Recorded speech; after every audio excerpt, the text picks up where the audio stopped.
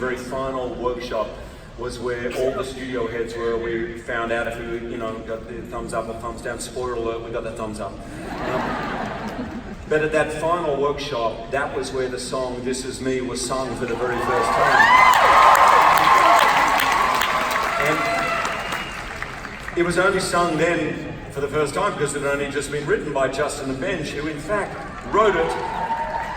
Yeah, they wrote it on the red eye from LA to New York. That's the actual picture of "This Is Me" being written on the plane. See the Casio keyboard up the top, that's Justin writing the music, Benj down below, writing the lyrics.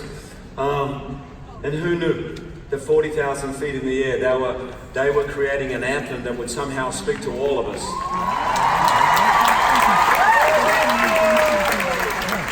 And I'm super excited here tonight because my special guests are Justin Paul and Benj Tracy.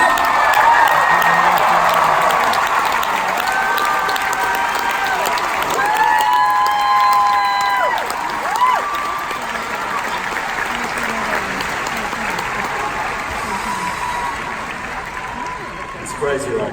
I have to tell you a little story.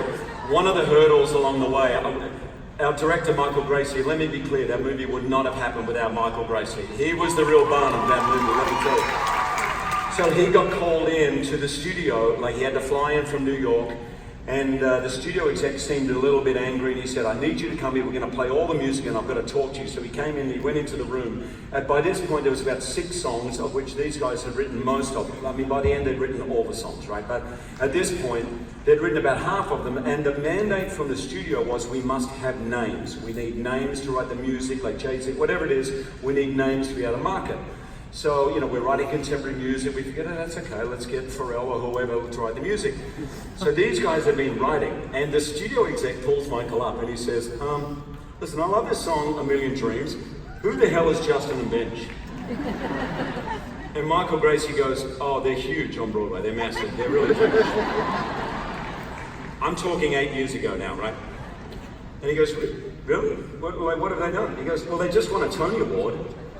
And he goes, "What for?" And he goes, "James and the Giant Peach." There has never been a production of James and the Giant Peach on Broadway. But the studio exec did not know, and here we are. You guys wrote it up.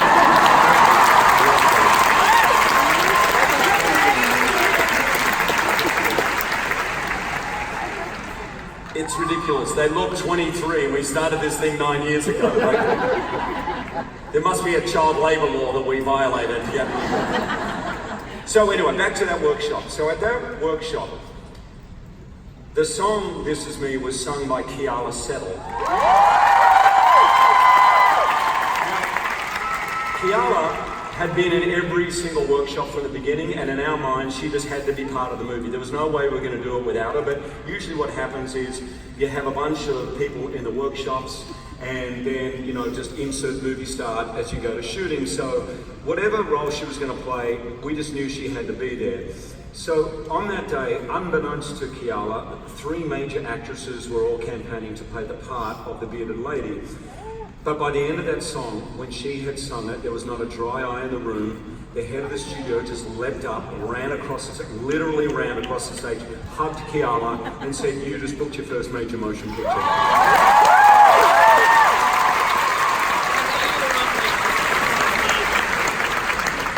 Keala is one of the most courageous, inspiring, yes, talented, but to me, one of the most loving people I know. She's a great, great friend. She's an inspiration to millions around the world. She literally walks the talk of being true to herself every single day of her life. Ladies and gentlemen, to sing "This Is Me" alongside my incredible company, please make a welcome Keala Settle!